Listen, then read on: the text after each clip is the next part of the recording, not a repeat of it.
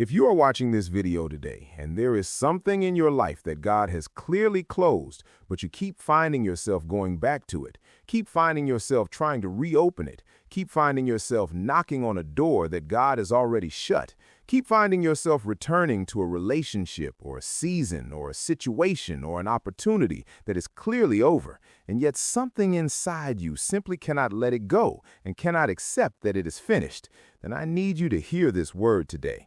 Because what I am about to share with you is one of the most important and one of the most personally painful truths that a believer ever has to face, and it is this: God is not absent from the chapters that are closing in your life. He is the one closing them. And every time you go back and try to reopen what He has deliberately and purposefully closed, you are not just fighting against a circumstance or a person or a situation.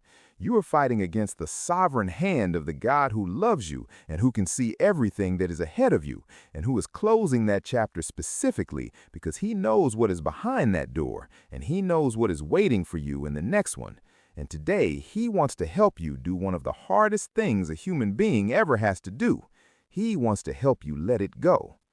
Now, I want to start by acknowledging something, because this message is not going to be easy to hear, and I know that, because the things God closes in our lives are rarely things we wanted to lose. They are rarely things we were ready to release. They are rarely things we had prepared ourselves to let go of. And when God closes a chapter in our life, it often comes with a level of grief and confusion and resistance that we did not expect, because we were invested in that chapter. We had put our time and our hope and our love and our energy into it. We had built our plans around it. We had imagined our future with it included. And when God closes it, we feel a kind of loss that goes deeper than just disappointment. It goes all the way down to the place where our hopes and our identity and our sense of direction live. And the grief that comes with a God-closed chapter is real, and it is deep, and it deserves to be honored before we talk about anything else. But here is the truth that God needs you to receive today.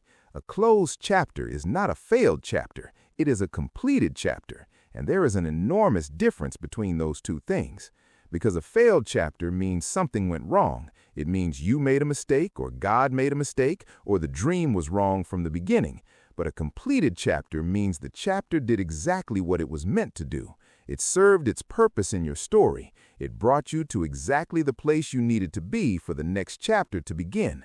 And the reason God is closing it is not because it was worthless or because it was a mistake, but because it is finished. It has served its purpose. It has brought you as far as it was designed to bring you. And to continue in it beyond its appointed ending would actually be to hold yourself back from everything that God has waiting for you in the chapter that comes next. Think about the children of Israel, because their story is one of the most powerful illustrations in all of Scripture of people who kept trying to reopen chapters that God had clearly closed. Because when they were in the wilderness after being delivered from Egypt, they constantly and repeatedly tried to reopen the Egyptian chapter. They said to Moses things like, "It would have been better for us to die in Egypt," or "At least in Egypt we had food and water," or "At least in Egypt we had leeks and onions and garlic." And they were literally trying to reopen a chapter that had been characterized by slavery and oppression and cruelty and broken families and murdered baby boys, and yet they wanted to go back to it because at least it was familiar, at least it was known, at least it was predictable. And the wilderness was unfamiliar and uncomfortable and unpredictable, and it required a level of daily dependence on God that the familiar slavery of Egypt did not. And every time they tried to reopen the Egyptian chapter, they delayed their journey toward the Promised Land. They extended their wilderness season. They complicated the process of getting from where they were delivered from to where they were going to. And what should have been an 11-day journey became a 40-year journey, largely because of their determination to keep reopening the chapter that God had clearly and definitively and dramatically closed at the Red Sea. Think about Lot's wife, because her story is one of the shortest and one of the most haunting illustrations of the danger of trying to reopen a closed chapter.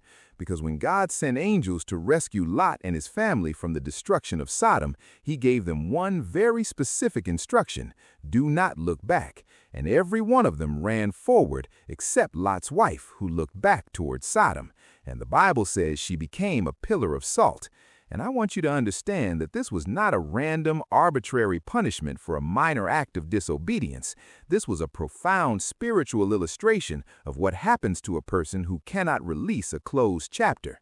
Because Lot's wife's body went forward, but her heart stayed behind. She physically left Sodom, but she was emotionally and spiritually still there. And the looking back was not just a glance of nostalgia, it was a declaration of the heart that said, I am not done with what is behind me. I want what was back there. I cannot release it. And God's instruction to not look back was not just about a physical direction, it was about the orientation of the heart. And when she violated it, she was frozen exactly where she was, unable to move forward into the new chapter because she was still holding on to the closed one. Think about the story of Ruth and Naomi and Orpah, because this story contains one of the most powerful and most contrasting examples of choosing to release a closed chapter versus trying to reopen it. Because after the deaths of their husbands, Naomi released all 3 daughters-in-law from any obligation to her and told them to go back to their families and their gods and their former lives. And Orpah kissed Naomi and turned and went back to Moab. And many people read this as a story of Orpah's failure and Ruth's victory. But I want you to see something else in this story, because Orpah going back to Moab was not necessarily a wrong decision in itself. She was released, she was given permission, she was simply returning to her familiar chapter. But Ruth made a completely different choice. She said, where you go, I will go. And Ruth's willingness to release the familiar Moabite chapter completely was what positioned her for the extraordinary next chapter with Boaz and the lineage of David, and ultimately the lineage of Jesus Christ. And the contrast between Orpah, who went back to what was familiar, and Ruth, who released it completely and pressed forward into the unknown, is one of the most striking illustrations in the Bible of what becomes available to the person who is willing to let God fully close a chapter and not try to reopen it. Think about Peter, because Peter's story after the resurrection tells us that Peter went back to fishing. He said, I'm going to fishing, and the other disciples said, we will come too. And this was not just a casual leisure activity. This was a deliberate return to the old chapter. This was Peter going back to the thing that was familiar and known, because the new thing that Jesus had called him to felt overwhelming and uncertain in the aftermath of his denial and his shame. And Jesus had to specifically come to Peter in that moment and restore him and recommission him and say, feed my sheep 3 times, once for each denial, specifically to break Peter out of the old chapter he was trying to reopen and reestablish him in the new chapter that God had called him to. And if Jesus had not intervened, and if Peter had stayed in the fishing boat, Peter would never have stood up on the day of Pentecost and preached and seen 3,000 people come to faith in a single day. And the greatest chapter of Peter's life was almost missed because of his attempt to reopen a chapter God had clearly closed. Now, I want to talk about the specific ways people try to reopen closed chapters, because I want this message to be as personal and as specific for you as possible. And the first way people try to reopen closed chapters is through constantly revisiting the past in their thoughts and their conversations, because there is a specific kind of person who can never seem to have a conversation without referencing how things used to be, who constantly talks about the relationship that ended, or the opportunity that passed, or the season that is over, who lives so much in the mental and emotional reality of the closed chapter that they are effectively not present in the open chapter they are currently in. And while healthy reflection on the past has real value, there is a point at which constant revisitation of a closed chapter crosses from healthy reflection into unhealthy avoidance of the present.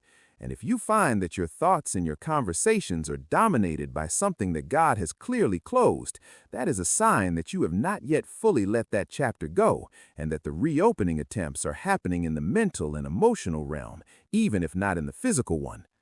The second way people try to reopen closed chapters is by maintaining connection with what God has removed. And this is particularly relevant to relationships, because when God closes a relational chapter, He often does so by creating natural distance, or by allowing conflict, or by removing the connection in a way that is clearly intentional, even when it is painful. And the person who is not ready to release that chapter will find ways to maintain the connection even when it is clearly unhealthy to do so. Will keep checking the person's social media. Will keep engineering opportunities to be in the same space. Will keep sending messages and making contact. Will keep the relationship on life support through sheer determination even when it is clearly over. And every single one of those attempts to maintain a connection that God is closing is delaying the closing process and extending the pain and preventing the healing that comes only when you finally stop going back. The third way people try to reopen closed chapters is through praying for the restoration of things that God has not indicated He wants to restore. And I want to be very careful here because I believe in prayer and I believe in miracles and I believe that God can restore what seems lost. But there is a specific kind of prayer that is not faith-based prayer, but fear-based prayer, not trusting prayer, but controlling prayer, not surrendered prayer, but resistant prayer. And it is the prayer that says, God, I know you have closed this, but I am going to keep asking you to reopen it because I simply cannot accept that it is over.